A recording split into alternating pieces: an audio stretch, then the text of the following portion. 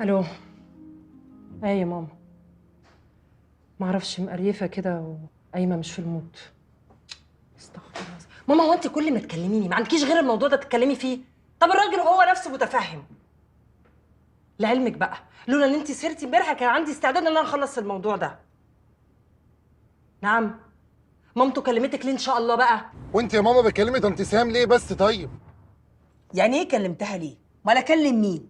مراتك اتكلمت معاها 100 مره، هزرت معاها ودلعتها، قلت لها يا حبيبتي يلا شدي حيلك، عايزين نفرح بيكوا بقى. ايه النتيجه؟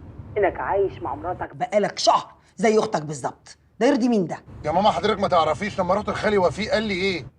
قال لك ايه؟ يا ماما خالي وفيق ده دكتور امراض نساء، يعني بيفهم اكتر مني ومنك، وقال لي كل اللي حصل لسلمى ده من شهر العسل بيحصل لبنات كتير قوي، زي ما تقولي كده فوبيا يا ماما بتحصل لها، وقال لي اعمل ايه بالظبط عشان اصلح الامور بيني وبينها بس.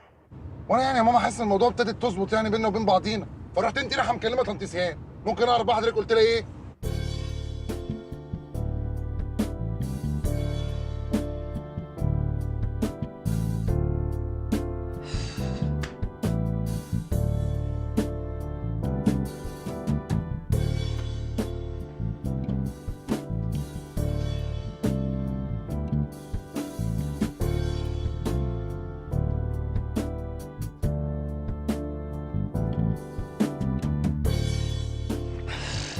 ايه يوم الزفت اللي انا فيه ده؟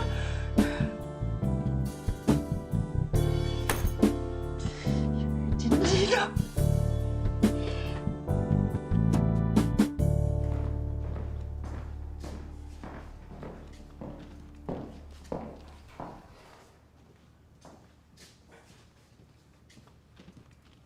الو.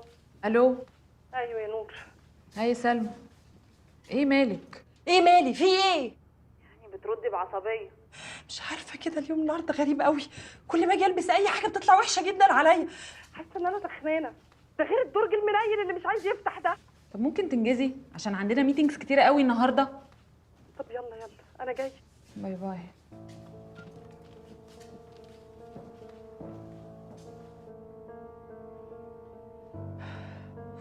الو. ايوه يا مروان، انا عايزه اسال سؤال. هو مش البيت ده المفروض جديد؟ جيت اتهبب افتح الدرج مش عايز يفتح. انت شكلك اتنصب عليك. اهدي بس يا سلمى، درج ايه اللي انت بتتكلمي عليه؟ الدرج بتاع الاكسسوارات. طب احنا يا سلمى مش اتفقنا ان احنا نطلع الاكسسوارات بره ونحط الورق المهم والفلوس مكانهم، وانا بنفسي قفلت وعرفتك؟ ايوه صحيح، معلش سوري انا نسيت. طيب حصل خير، سلام دلوقتي يلا عشان انا داخل جلسه بس بسرعه انا متاخر. ماشي. استنى انا محتاجه فلوس. هو انت ما قلتيش ليه وانا نازل؟ عشان الطبيعي ان حضرتك تسالني اذا كنت محتاجه حاجه ولا لا. طيب حاضر انا اسف، من المره الجايه انا ابقى اسالك. اسحبي دلوقتي فلوس بس من الكريدت كارد بتاعك وانا لما اقابلك هديهم لك. ماشي. استنى، ممكن تطلب لي اوبر علشان الحساب بتاعي فيه مشكله. يا سلمى بقول لك متاخر عندي جلسه دلوقتي. مش فاهمه يعني. اتهبب اروح مشي. مالك يا سلمى؟ انت مالك عصبيه قوي كده ليه النهارده؟ حاضر يا حبيبتي، هعمل لك ريكوست واهدي شويه. ده قفل السكه في وشي وبيسالني ليه عصبيه. اهدي يا سلمى اهدي، انا مش عايزاكي تركزي غير في حاجه واحده بس.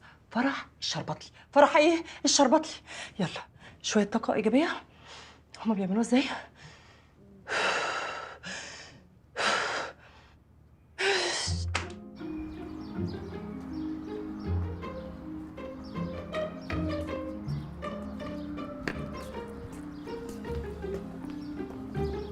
صباح الخير يا مدام سلمى. صباح الخير يا مدام سلمى.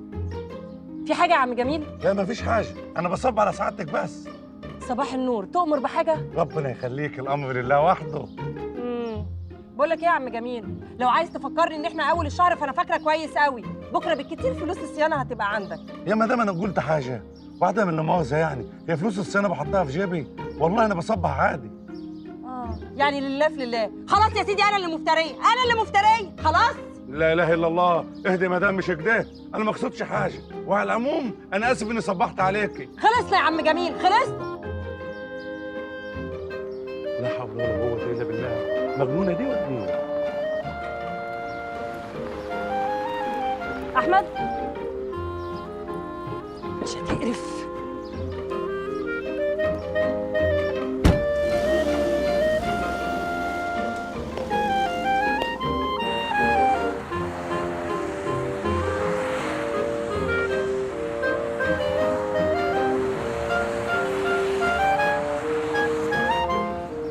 ايه الموضوع يا مدام؟ انا نفسي اعرف هما بيعرفوا منين ان انا مدام. ثانيه واحده يا اسطى، ثانيه واحده، بجيب فلوس علشان احاسبك. اطلعي بقى يلا.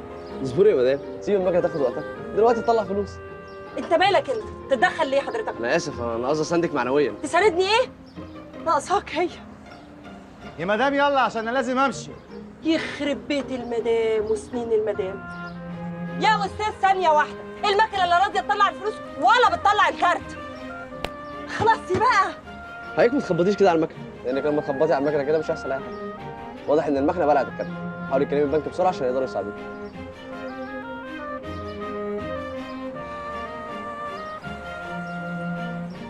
يا استاذ بقول لك الكارت اتحشر بعد ما اتنيلت حطيت المبلغ اللي انا عايزاه، تقولي دخلتي الباسورد غلط. يعني ايه؟ مفيش حل غير ان انا اقفل الكارت؟ يا دي النيله. طيب يا استاذ اتفضل اقفله. احسن ان هو يقفله عشان يلحق يطلب لك كارت جديد ويجي بسرعه. انت بتتدخل في اللي مالكش فيه ليه؟ ها؟ تتدخل في اللي مالكش فيه ليه؟ ايه ده يا مدام؟ انا قصدي رايح حضرتك. اهدى ولا ما اهداش؟ مال اهلك؟ مال اهلك؟ لا يا استاذ مش بكلمك انت. قفلته؟ الحمد لله، شكرا شكرا. قرف. انا قلت لك ما تخبطيش كده، انا كان قصدي اقول لك خبطي اقوى من كده شويه، يمكن الكارت كان طلع.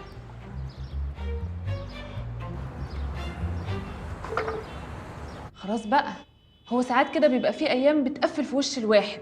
فكي التكشيره دي. انا اللي غصني ان الكارت خرج اول ما موظف البنك قفله، كانهم كلهم متفقين عليا. انا مش عارفه بيحصل لي ايه الايام دي، ودي اكتر وقت في حياتي انا محتاجه فيه اكون ستيبل. عشان الفرح؟ وعلشان مروان كمان. هو انتوا لسه؟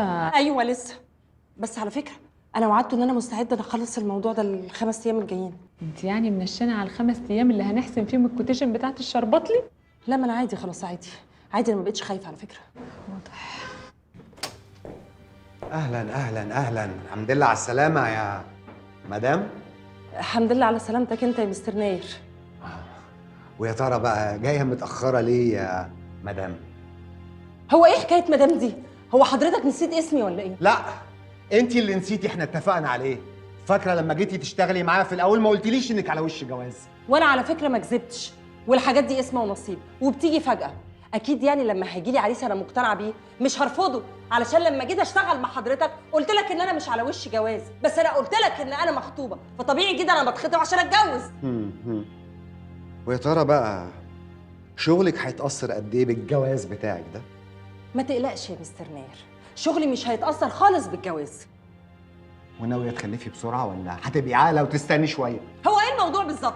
حضرتك على فكره لو عايز امشي من الشركه قول لي وانا امشي. اهدي يا حبيبتي، مستر نير ما قالش حاجه. ما قالش حاجه ازاي؟ بقاله ساعه وبيلف وبيدور. حضرتك لو عايزني امشي من فضل. هو انا صوتي عالي ولا ايه؟ واضح قوي يا انسه نور ان الجواز ما اثرش على الانسه، قصدي المدام سلمى. هو على فكره الجواز ما اثرش ولا حاجه، انا بس اللي حصل لي موقف كده نرفزني وانا جايه الصبح. طيب في اكتر من كلاين بيسالوا عنك بصفه شخصيه، ممكن تقعدي معاهم؟